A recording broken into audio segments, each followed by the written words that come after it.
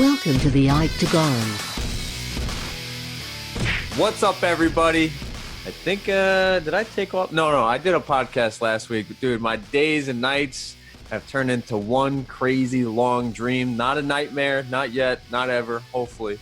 But I just did a gender reveal video live. I haven't done live in a while. I screwed it up. I got my wife's European family coming in saying, these live, I can't. My father, who wears like the $1 glasses, this isn't a Jewish joke. He just is stubborn and he won't admit he has bad vision. He couldn't go on the link. So now this is my realm. This is my space. A little MMA talk and a little MMA talk with a friend and former colleague, the man, the myth, Mafia, Brian, Mafia, Ciano.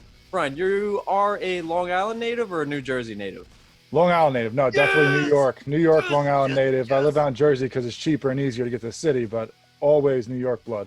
I never scripted. Congratulations on the baby, man. I'm so happy for you guys. Thank you, brother. That's the last question on this. Like some advice, I always ask somebody who has kids about advice. That's what I've learned. Never ask somebody that doesn't have kids about advice, and never ask a single person about relationships. Like the drunk single guy's gonna be like, yeah, bro, all the bitches, yeah. It's like, dude, there's a reason why you're single. There is many reasons. Right. It was always the single people and the people without kids that know the most. Meanwhile, they're getting nothing. Right. They're always telling you. They're always the ones that get. Well, I read this on this website, and they said, no, shut up. Unless you lived it, I don't want to hear it. Yeah, man. Seriously, any website, even the NYT at times has been questioned in terms of credibility. But let's talk about what has happened, what is legitimate. UFC 251, man. You've been covering MMA for a long time now as a correspondent for SiriusXM, for CBS Sports Radio, now the Sports Grid. We can find you also on SB Nation. Brian, Mafia, Ciano, dude, this is an honor because you are educated, but I don't think you've gotten your due. Like, I respect your picks. I've always tried to go on to battle with you, but I think because you're too calm and cool, people kind of see that as a sign of weakness, which is bullcrap. If anybody meets you in person, you are a mountain of a man. Dude, you are a giant. I think you said you could dunk the ball. I think Scott Farrell, your former or no, you guys are still playing basketball. Your teammate on the court says you can dunk the ball, but you're a beast, man. Anybody that knows you anybody that knows you respects you, but everybody online and that hears you, you are a mountain of a man. You are just extremely modest. So thank you. I appreciate Thank you for the love, joining me. man. I mean, it's always the quiet ones you got to watch out for. The yappy ones, so it's like the dogs, like little chihuahuas are always the ones. You got to be afraid of them. It's, the big Great Danes are sitting there just looking at you, and then all of a sudden you say one thing too much, and that's when they snap, and they're over the jaw, over the neck, and you're in trouble. So it's always a quiet one you got to watch out for. But I appreciate the love, man. I've always enjoyed MMA, like ever since I've been hanging out with Scotty. Ever since I started interning with him 14 years ago, I think at this point, when we had Tito Ortiz and Chuck Liddell come in for the second matchup with them, and Tito was bringing in Jenna Jameson while they were dating and stuff. That's when I fell in love with it. And, boy, Matt Serra getting into it with the GSP upset, it really brought my love in for the sport. Tried training for a little while, not as, well or as high up as you did, obviously, but, you get that extra perspective there. So I've always loved the sport and got into it, and I tried to, look at the technical aspects and figure things out that way. And, it's even further more now. I always have picked fights, but it's always like with the way these money lines work out so much, it doesn't work out. You got to bet, minus 330 on Usman to try to win some money. You're not making anything. So now, when they're expanding the gambling now with FanDuel and these other ones doing, method of victory, over-under. So it gives you so many more avenues to try to make money where you get a little plus action here. And it's been a lot of fun. Amazing, man, dude. You're like, your camera savviness. That's just like, this is, dude, do I even recognize this guy? I got to be on TV now every day, man. I got to be used to it. Amazing. And I'm glad you said TV. It drives me nuts when people don't think that Netflix is TV or that podcast is radio. It's like, it's the new wave. It's like, it's the way everything's going. Do you agree with that? I think it is. I mean, all these streaming services that everyone has, because we're on a lot of those, and we're getting on trying to get on regular TV as well. But I mean, things like Roku that we're on, or the Samsung TV. You got the Plex, all these things that everyone's cutting the cord now. That when you look at the cable bills that people are racking up, $150, $180 a month just to get basic stuff sometimes, or a couple extra channels here and there for sports. Now they keep jacking up these packages. I mean, people are just saying it's not worth it. I'll go with the basic service for the internet and, get a couple services here. They're streaming ones. I mean, those are getting out of hand too, obviously, with all the different ones that are coming up where you got $5-10 a month adds up and you got 20 of them. But it's the way of the future, obviously, for the younger generation. You still have some of the older ones that stick to they know cable, they know TV or broadcast, and that's all they know. But when you have things like the Zone doing, boxing, or you have ESPN Plus with the UFC, that's the way things are leaning towards. It's more a la carte pricing and packaging than people being stuck with. You get 50 channels and you don't want 45 of them, but you still got to pay for them. It's true, man. So sticking with that, I know we are going to jump into 251, but what are your thoughts about the UFC being exclusively just digital with the ESPN Plus package? Because UFC 251 happens, and again, man, I wish the freaking UFC made 249, 250, and 251 all free. Like, this is an opportunity. Yeah, nearsightedly, it's going to be tough to cash in, especially during a pandemic, but you bring more eyeballs to the sport during a pandemic. I think Gaethje Ferguson, 700,000 pay-per-view buys. That would have been at least 5 to 10 million free viewers on ESPN, and that was the best of the cards. But do you think, I was running around 251. I had to grab a laptop for my sister. Thank goodness she has the HDMI direct to the TV. And then I got a finagle refresh to get on the stream. I thought, what was it, cable for us, for New York, New Jersey, local guys, $7.92 or $500 to order like HD or pay-per-views. And I'm like, oh, wait, it's just streaming. What are your thoughts about the UFC being exclusively on the stream, saying they cut the cord, they are part of the future? Well, I mean, I get what they're doing with that. I mean, obviously, it makes it a little harder for some people, and you figure things out. But I mean, you're making yourself sound old there with, like, I got the cord and plug it in. Like, come on, you get Chromecast, you got all these ways that you stream things to the big TVs now. It's pretty simple. You got to figure that out. Like, get on this. But I mean, I get what you're saying. Where it's tough because now you got to pay $5 a month before you even order the pay-per-views, which are overpriced at times too, and that's tough. But I wish it was more of a model of okay, like the WWE Network did, where you buy that and then you get all the pay-per-views, or even DAZN, where here's our monthly thing, and then you get all these big fights. Of course, that's what you want. You want to get it cheap as possible. Some of these guys, obviously for them, it's a little easier than boxing. They're not paying the big money to too many people. So they don't have to worry about, oh, we got to make our money back, because they're making the bigger piece of the pie here. I mean, that's what, you have a lot of these fighters complaining about compared to other sports. But I think that, for them, it works. I wish they were more reasonable, or, like you said, you could package them together maybe for, $100 you get 3 of them, or, for $200 a year, you get all of them. Something like that, I think, would work a lot better for people, especially now that we're getting an economic crisis with everything that went on with the virus and people not working, things like that. But I get where they have, coming from, where they want to make their money. But it's smart for them to do something with like ESPN or something like that, where they don't have to worry so much about the pay-per-view buys. Then that's more on ESPN. They, get this mega deal where they make, $1 billion or whatever, 500 million, whatever it is. I don't know the exact numbers offhand, because 1.5 to 2. Business part is boring, but that's where they're making their money. And then it's on ESPN to try to make it back, kind of like you do with all these rights fees for other sports, where they pay for the money for it, and then they got to make it back on commercials.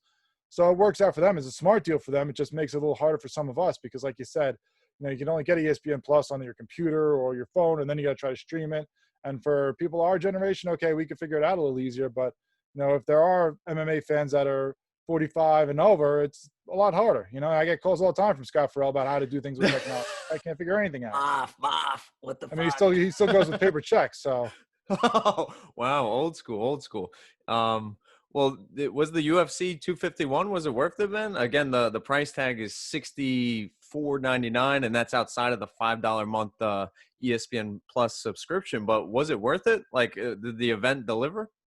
I think it delivered. I think it was a great card. I mean, you're always going to get the better cards in July and in the end of the year. I think you had some great fights there. I mean, come on, the 3 title fights, the Thug Rose and Andrade fight was great too, even though that wasn't a title fight. I mean, even even if you want to talk about free fights, the one you got with Ozdemir and Prohaska was an awesome fight. It didn't last that long, but you got guys that swing that way. It's not gonna. But you had Ozdemir almost get the knockout in the first round. Then the newcomer comes and gets the knockout in the second round with a quick finish, right? And then it's coming out in the second with the flying knee, and then the right, and then put him down. So I think overall, it was a great card, especially when you put it up against combat sports talk. We're talking boxing, where you get one fight and either it's good or you feel ripped off. At least this one, I thought you had 5 good pay fights, 6 in total. I was looking at all those top 6 fights, and then compare it to these free ones that you want. You talk about how great it would be to drag people in with the free fights. Well, I mean, come on, these cards that we're getting this week are decent up top, but after that, you can't even pronounce half the people's names or know where they're from, or have watched them before, because they were down, further on these prelim cards on the bottom of the free ones, or maybe even Facebook, so you weren't watching it before. So I think as far as pay-per-views, if you want to talk about the price tag, things like that, I think that one delivered better than we've had a lot of these other ones in recent memory. A couple of the other ones, like, the one right before that, it was a good fight. It was some good fights here or there. There was a decent name up top, but I don't think Nunez was a big enough draw to, bring in that kind of money, especially when she dominated for 5 rounds. I thought you had a bunch of good fights on this one that made it more worth the money than it is in the past. So I think you're like me then, in the sense that it matters like what fight, the results of it are important as well. Like the Usman Masvidal, it wasn't a barn burner or fight of the year, not even close to Usman versus Covington. But I mean, the results are there. Usman's a dominant 170 champ. He's tied for George St. Pierre for the most consecutive wins at welterweight. Masvidal, we saw that he just was a little short of being that tremendous superstar, international superstar, maybe crossing to the John Jones or the Nate Diaz realm of superstar. Not the Brock Lesnar or Conor or Ronda yet, but is that why you're saying it's great because of the results? We see that Peter Yan has established himself against a veteran. I wasn't believing him or buying what he was saying. I picked Aldo in the fight because I thought the experience and because of Yan's history wasn't that impressive. And what was and Holloway and Volkanovski? It's like Max won that, and like no, he did. Volkanovski's tripping. Max won that. Yeah, was it great in your mind because of the results or the actual display and technique that we got to see this past Saturday night? I think for the most part, the fights lived up to it. I know it's tough when you get controversy. I need a finish. I know the Usman fight, really left a lot of people dissatisfied, but I mean, honestly, that's what I expected. I don't know what people thought. They saw Masvidal swinging away, and they saw Usman beating up Covington. They said, okay, this is going to be 2 guys standing in the middle throwing down. And no, Usman is a smart fighter. He knows this guy can take my head off. This guy He's the new George St. Pierre. George St. Pierre. I was comparing it to it was very Randy Couture fight where it's like, I'm going to put you up against a king, you up, and it's not going to be pretty, and eventually I'll take you to the ground and grind down a little bit, but that's what it is. I know some people were comparing it to John Jones, but I don't think you can make that comparison. Jones is a lot more active on the feet. I think he's a typical wrestler that's, I'm going to grind and make you work, and it's not going to be pretty. People aren't going to like it, but it's going to be enough to score the win. They need to call him the neutralizer. He neutralizes people. It does. I mean, and it's a tough one for people to watch if they don't get the technique, if they haven't trained, if they haven't done the things, then they think, oh, you're just boring. But you don't understand the mind games going on there, because he's coming in saying, I know how dangerous this guy is, so I'm not going to take the risk. I'm going to play it smart, because no one was complaining the fight before against Covington. Everyone said, oh, my God, that's a great fight. Well, yeah, because Covington's a great wrestler, so he knows I'm not going to beat the guy that way. I'm not going to take him down and score my points that way. His weakness is his stand-up. It's still pretty good, but not as good as his wrestling, so I'm going to pound his face in, and that's what he did. That's why I was laughing when people were, he was talking in the press conference after, people complaining about how boring it is. And he's like Mayweather. I'm like, how quickly you forget what the guy did in December. Yeah. I was there at the Garden. I saw him beat up, Covington and shut his mouth for once. It took me forever to get into the Garden with Donald Trump there watching. It was a great fight. Oh, no, that was Vegas. That was Vegas. Oh, was that the one? Diaz Masvidal. I am thinking Diaz Masvidal, but that was a great fight. And people just forget how styles make fights sometimes. So I thought that was going to go the way it did. I picked him to win. I picked him to win by points. And was it a bit short-sighted by Masvidal, man? That sixth, I know he looked in great shape when he weighed in. The problem too with Masvidal in that situation, like, yeah, people are thinking, oh well, he didn't have that long to train, and he's claiming for a rematch. Well, you can't do that, because the whole week you were running your mouth saying, oh, I never stopped training. I always knew this was coming. Yeah. So you can't on one hand say, I'm ready, I'm going to take this, and then 2 days later say, oh, I don't have enough time to train, I need a rematch. No, you got to figure out what you want. You want to say I'm ready, then you're ready. You deal with the results, and you come back in a couple of fights when you beat some more people up. I think he saw the chance that he now had the leverage in his court with the UFC. They needed a fill-in. He traveled across the world on 7 days' notice, so he got that bump in pay that he wanted. And then, yeah, it's like you gotta pick what you want, man. The apples and the oranges. You can't complain that, I took the fight on short notice. No, you took it because you got paid. And he did look in good shape. And he did last 5 rounds against a wrestler. Like, right. I thought he was going to just be, like, taken down, dragged out, beaten up in the second and third round, or Masvidal would get the knockout. But he looked pretty good. He was rolling around, getting out of grappling exchanges. Yeah, he had pretty some good takedown stops. Yeah. It wasn't bad. It wasn't a terrible performance. Like, he didn't get what he wanted. He didn't do what he wanted. Usman controlled it in that way, but I was surprised with how well he stopped some of the takedowns. But yeah, I'm with you, man. No rematch, because then that's taking credit away from Usman. Like you, respect the man's grind, respect his record. So what's next for the two fighters from the main event at 251? What, in your opinion? I think Masvidal, I think a good fight for him would be Covington. He's the guy who's calling out, and you have the two mouths going at it. I love you, Maf. I love you. Bingo. And, or you can, of course, some people are throwing out the Conor Masvidal thing. I just don't think Conor, I know he's fought at 170, but Nate Diaz was a guy that fought at 155 forever too. So they're both not really 170 fighters. I think putting him against Masvidal at 170 is asking for trouble, because Masvidal is a lot bigger. He cuts weight to get to 170. That guy has too much power, I think, for Conor, and too good a chin. As far as Usman goes, I know people are throwing out, Burns right away, because he was the guy that was up there for the title shot, but he was kind of up there, by process of elimination. I think maybe he waits and sees what happens with Burns if you throw him against a Covington or, and Edwards. I think people were bringing up as well as having a title eliminator between those guys, and then let them fight Usman, because the guy talked about it. He wants a little time off. Like, he's been training for 4 months, and, he wants to go see his daughter, take her somewhere and relax a little bit. And I think he earned that. So let these other guys fight it out to see who's up next for him, instead of just throwing, stuff at the wall and seeing if it sticks. And Burns had a great, victory against Woodley, but before that, no one knew him, for the most part. People who watch obviously know, and people who saw his streak coming knew the guy, but a lot of the everyday Joes that were just getting into the UFC didn't know that name enough, I think, to make it worth people buying a pay-per-view for him against Usman. 100%, man. I'm with it, with the guys below figuring out, do Edwards and Gilbert Burns on Fight Island. I think that determines the number one contender, unless Covington versus Masvidal happens around the same time. That would determine the contender, but let Usman take off for a while. Let him figure out. Masvidal can just keep filling it up on his media rounds. But dude, looking at the co-main event, I think we touched on it briefly earlier. We both agree that Max Holloway won that fight. He had the 2 knockdowns. I have this whole thing that a knockdown is just as good as a takedown. It's somebody that shows a little ground and pound and dominance on the ground. I think a knockdown can level that out. Are the judges, what the hell are they looking at? That Max won the 3rd and the 5th and not the 1st and the 2nd? I was like, it was pretty freaking clear. Are they underestimating the knockdowns? What happened on that? It should have been a trilogy, unless there's some inner workings that they want the Volkanovski versus Cejudo thing happen. I have no idea what people saw Saturday night, given the scorecards to Volkanovski. If the guy's retired, then he needs to shut up and let us move on. He is an attention whore. Nuts. Like every fight card, there's someone else he's calling out, or these guys in boxing that's like 6 inches taller than him. I'm going to fight him. Good luck with that. See how that goes. That might work out in MMA where you could take the guy down. In boxing, he's just going to pummel you with the jab for 12 rounds. It's not worth it. Is Ryan Garcia? This is who you're referring to, right? Yeah, I'm talking Ryan Garcia. The guy's is he like 6 inches taller? Yeah. I mean, it would just be a terrible fight. Boom. So, I mean, I'm so tired of Henry Cejudo. I get what Henry Cejudo is doing.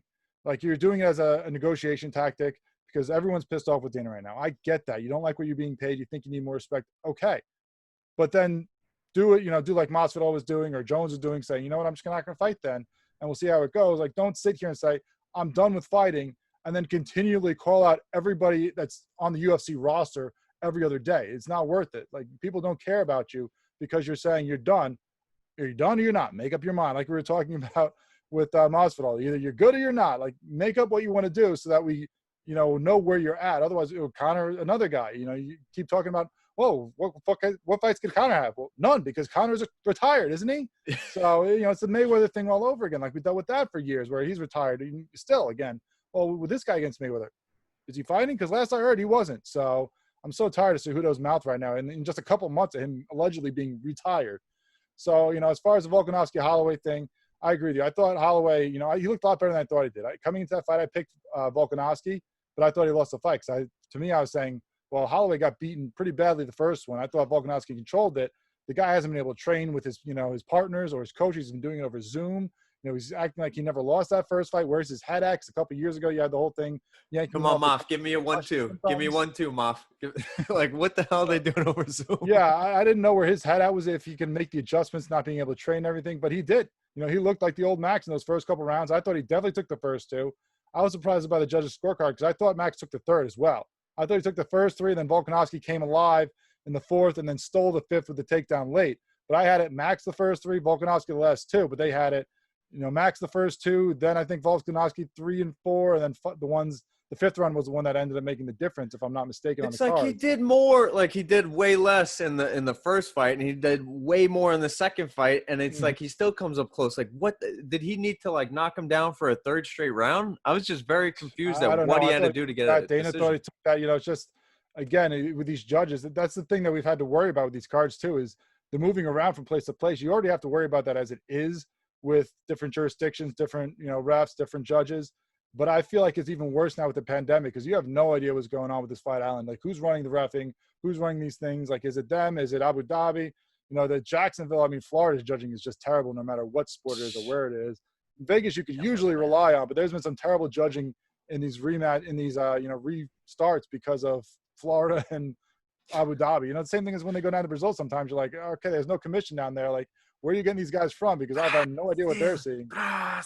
Like, the judges are probably freaking rooting on the fighters. They're like against the cage. They're like poking the guys in the eyes. And you don't even have that now, so you can't even say, okay, well, this guy's got the home, fight advantage where he's got the fans behind him and they can sway the judges, because there's none of them there. Like, I don't know, maybe the announcers are swaying him because you could hear everything they're saying. Yeah. I thought about that too when you hear Michael Bisping or Michael Bisping's been such a homer for some of these guys. Oh, I was like you can't help but hear. I think Max was like, just like, shut up, or like he did something pretty cool at UFC 251. But where do we go from there, man? Like, that's why give it a Max. Do the trilogy. I think the Zabit, Magomed Sharapov, and the Brian Ortegas and the Chan Sung Jungs, Korean Zombies of the world. What is it? Yair Rodriguez's of the world. They need to figure out and sort something out. They are the next tier down. They're right there, like right about to knock on the championship tier. Those 4 or 5 fighters that are listed. Don't worry, just mute it, brother. Whatever it is. They're a tier down. That's why we needed the trilogy. But in your opinion, who does Volkanovski fight next? Who does Max fight next? That's a tough one, because people are talking about like the rematch. It's like, no, you can't give to me an immediate rematch to that. No. Because he beat him twice. I know he got robbed in the second one, but people aren't going to buy a third one right away. If you want to talk about money, pay-per-views, things like that, people aren't going to say, well, I just saw it twice and I want to see it a third time. There weren't that kind of fights. It wasn't a back and forth, brawl or like kind of like the Shevchenko Nunes thing, right? What's that? It's kind of like Shevchenko Nunes thing. Now that I think about it, like, you got to have a couple in between. Some of these ones to get the excitement back up. Like, now we saw Holloway back at his, his natural weight, his natural way of fighting. I think the way that he was coming into those other fights where, he beat Edgar after he got beaten down by Poirier, but Edgar's not who he was either anymore. So people aren't really they're taking that with a grain of salt. So you lost to Poirier, you lost to Volkanovski, you lost to him again, even though you didn't. I think, you need another 2 fights, I'd say, of Max, being blessed to make people say, all right, this guy is at the top of his game again. He's ready for this. He's got the game plan that's going to take this now and keep it out of the judge's hands. Agreed. Volkanovski. Cejudo. That's one of the more. I don't care what you say. I don't care what you say. It's Cejudo. I don't care, man. That's the money fight. Not Cejudo. There's so many guys. That's one of the more stacked divisions in MMA right now. I think lightweight and featherweight are so loaded that you can make so many different matchups, especially if you try some guys out against each other first, that it's just not worth it to throw them right in there. I think, it's history. Again, a situation you might let some guys figure some stuff out and below them before you have them clearly step up as the next in line. You just hate Henry, man. I don't know what it is. The gimmick. I don't know what it is, man. He saved the division. He won 2 titles. He faced a guy on steroids. He came back from adversity against Marias. Let's see. He's an Olympic gold medalist. Forget the whole freaking Triple C cringe, man, with the slapping the snake on the stage in Brooklyn before he fights Dillashaw, man. This guy's a true competitor. He sobers up. Unless you tell me you're not retired, so that's you can't say, right? I give up the belt and then come back and say I want my belt right away either. Like, you gotta earn it now again. You're no longer the champ. You gotta start. You're at the top of the heap, but you're still in the heap. And I know people are throwing out Moraes, but obviously with the COVID that kind of put him back, and now they're throwing him against Garbrandt. I think Sterling might be a guy to give a shot to. The way he looked in his fight, where he just comes in and just flies right in the guy's back like a monkey, and it's like gets a submission right away. Like, I don't know. I've ever seen. You can't say that, Brian. You can't say that. He's black. I didn't mean that. Yeah. I meant as someone climbing on a tree. That was not racial whatsoever. No, I know, man. I know. You are. You are. I mean, he was so quick just climbing up that guy, or jungle cat, or however you want to. A puma, like something that climbs very. Got to get out of the jungle. He did. Just jumped right on the guy and choked him out, and it was that was him against Sandhagen was when we were saying like, hey, maybe that should be, a possible real title fight here. And, he just climbed right in there Oh and got the man. job done quicker than people would, have expected. And we love Aljamain Sterling, the Funk Master, Long Island's own Aljamain Yeah. Sterling, man. But you hit on something. I know we're in tough times with the world and what's going on with law enforcement versus minorities in this country, but what do you think needs to happen in this country to change, man? I think martial arts should be incorporated more in the academy and in precincts, and that could be a way to fix some of the way that cops go about handling themselves. I had Elliot Marshall on last year to talk about things. He says cops, they're just too excited to go for their gun, man. If they maybe were just trained in the martial arts, if they knew jujitsu. I've seen videos of cops, I've seen Marines even just get just flanked and flustered when they're going against just a medium level jujitsu guy. Do you think, and I'm joking about you being insinuating any racism or not. Obviously, I know you're not. You worked with, you had your coworker was, or he's not was, he is black, Rasan.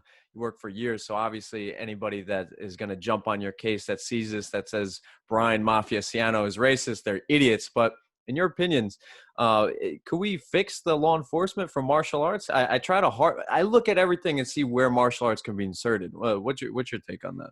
I think the discipline angle could definitely help, with everybody. I think though, if you're talking about like techniques and things like that, I mean, Yeah. something we've gotten into issues as it is with the chokeholds and things like, putting people down and trying to stop them. I think that what we have to do is, not just police, everyone has to talk and listen more. That's the problem, is no one listens. Everyone's talking, everyone's yelling, well, not even talking, everyone's yelling these days at each other. There isn't enough listening, there isn't enough understanding. And that's what I think we have to, deal with that with everybody, whether it be, politics or social issues or MMA. Like, there's just too much my side, your side. There isn't any people coming together for the good of everybody. So I mean, I think the cops are under a lot of pressure. That's something that's been a problem too. Is there's so many things put on them.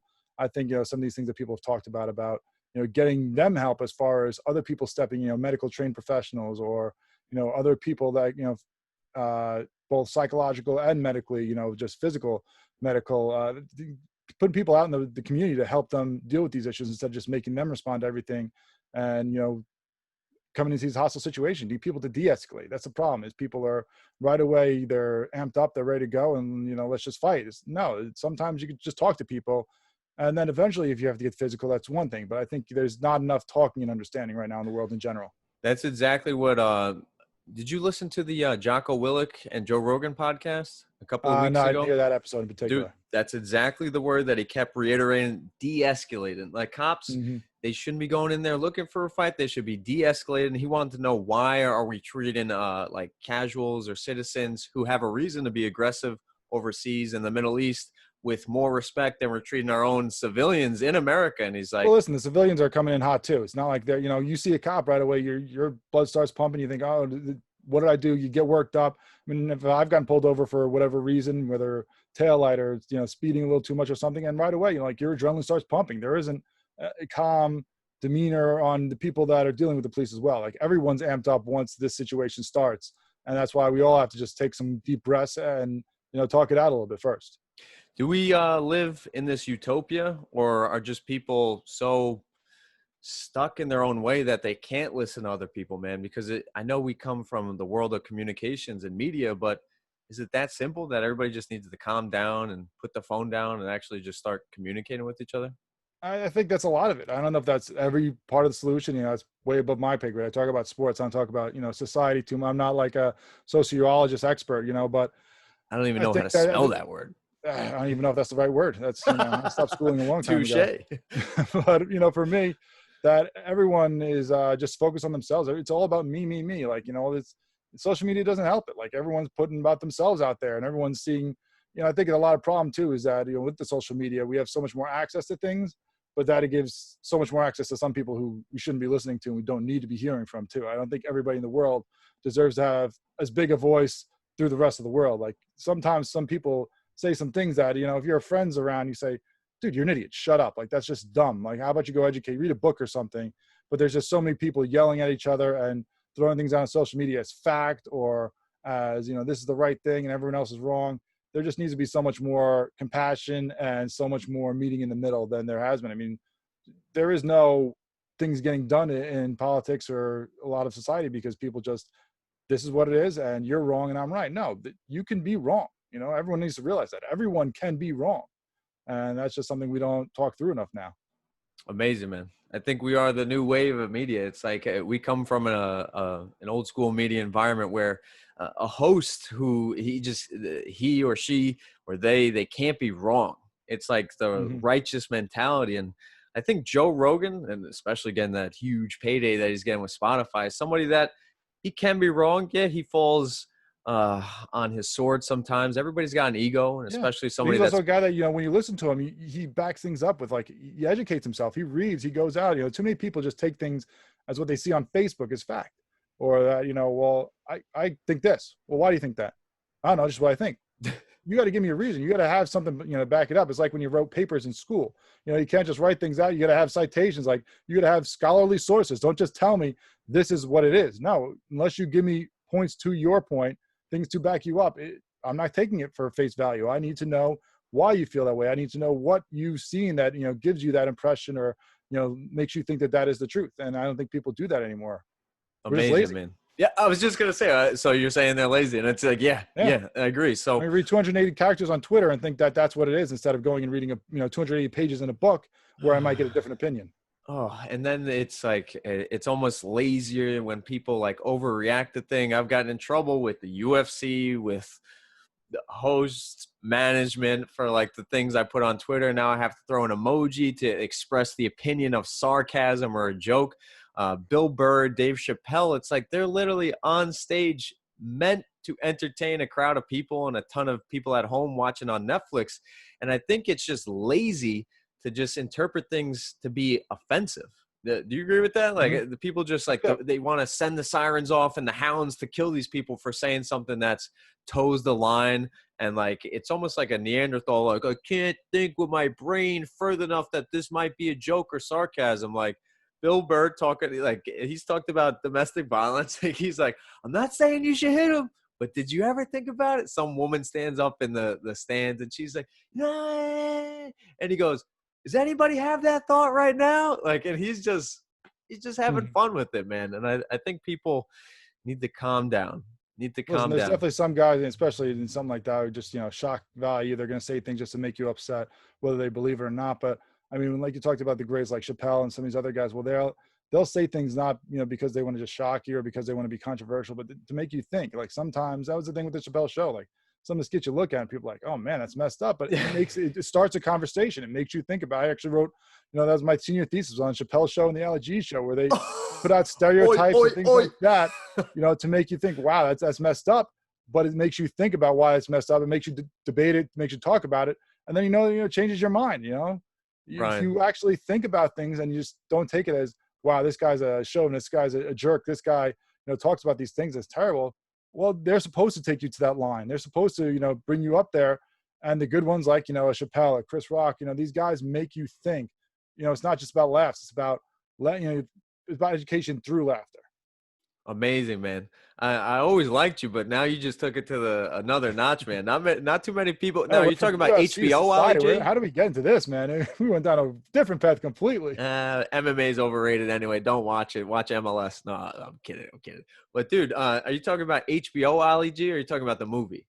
HBO. Yes. The show, yes. Of course. Dude, genius when he has, like, the senators or governors or local government officials, and they sneak in the hidden camera, and you just see like how their gears turn. He makes them look like idiots, and he's playing the idiot, but yet he's making them look idiots, which is genius. But man, Chappelle, what's the favorite skit of yours that comes off to your mind?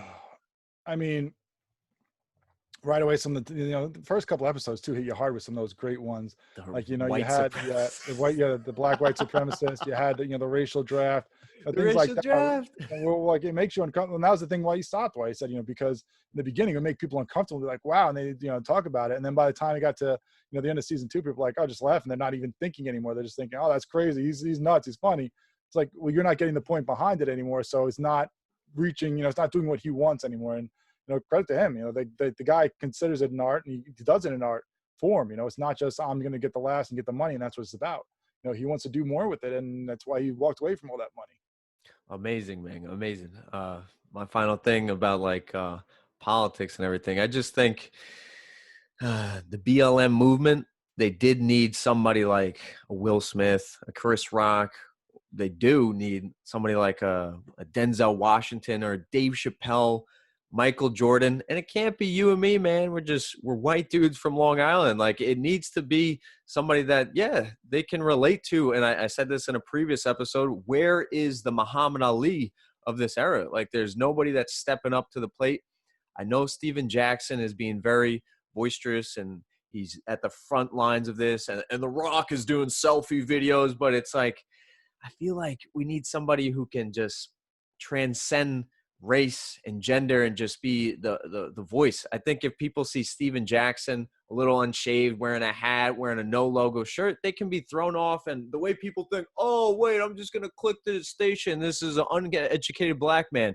Meanwhile, Steven Jackson is like one of the most well-spoken, a dude who's from the hood, who made an NBA career and was known as being like an aggressive player, who's now doing an awesome podcast, I Bleav, with Matt Barnes for ESPN. Mm-hmm.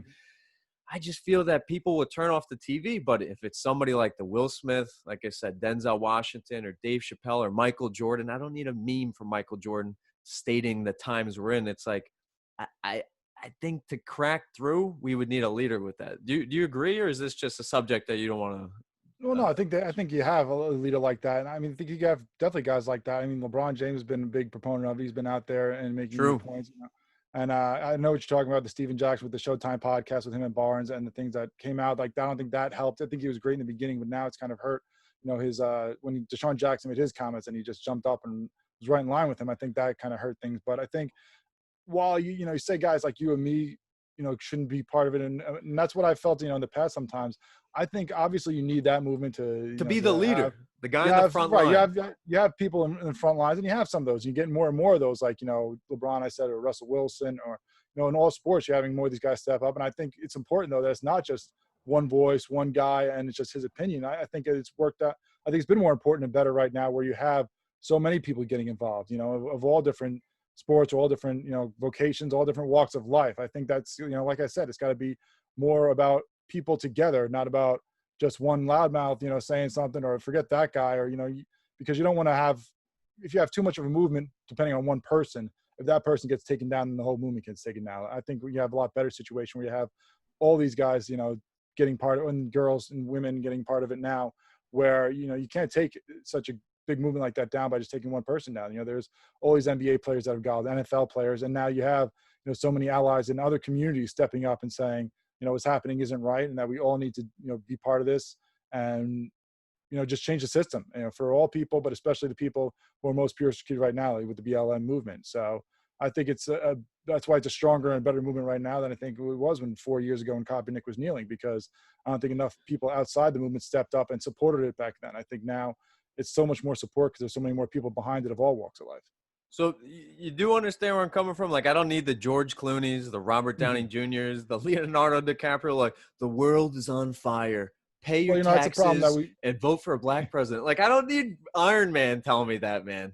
I mean, the problem with that too is we see some of these, when you want rich and famous people in front, because people listen to them, even though there's right. not necessarily a reason that they should, right. Unless they're educated on the thing. Like, because I'm judging the medium IQ of like people. I'm like, oh, right. They see Will Smith, they're like, oh yeah, iRobot, I'll listen to him. Oh yeah, black people's lives matter. I shouldn't punch them, stab them while I'm a cop. Wait, let me change some things about this. It's also double-edged sword though, because then you see rich people doing it, and you're saying you got no problems. Why are you saying this? Which of course is wrong, because it doesn't matter whether you're rich or poor. You can still be persecuted no matter, by the color of skin, no matter what your monetary, value is in the bank account. So, but obviously people kind of see that when they see these rich guys and say, oh, forget it. Like, what I need to listen? You got no problems. You got all this money. Right. Like we had 4 years ago when LeBron tried to get involved, and you got people on Fox News telling him to shut up and dribble. You got no problem. That's not true. I didn't know where that stemmed from. And, these guys come from, a lot of these people don't come from money. They might have it now because they're playing sports and they're famous and rich and acting and whatever. But, it doesn't mean they came from that before. It doesn't mean they haven't had these shared experiences or aren't having it now. So, even though they're in these rich neighborhoods, doesn't mean they're still not looked at differently because of the color of their skin or, where they come from. So I think that's a big thing right now, is that, you want someone out there because people aren't going to listen to Joe Schmo. Like there's just some, loud person from around the block they don't care about. But then when you have the rich and famous person that's saying, why are you talking? You don't have these issues, even though they do. And dude, thank you for laying that all out there. I didn't want to I bust your balls about the Aljo joke, but it's like, I like you, man. I wanted you to like explain yourself. It's like, because people will jump on top of you and like script verbally, not physically, because you'll crush people and kill people. But we can tie this back, because if you remember a couple of months ago, Henry Cejudo was on Twitter, your favorite platform, and was calling Aljamain Sterling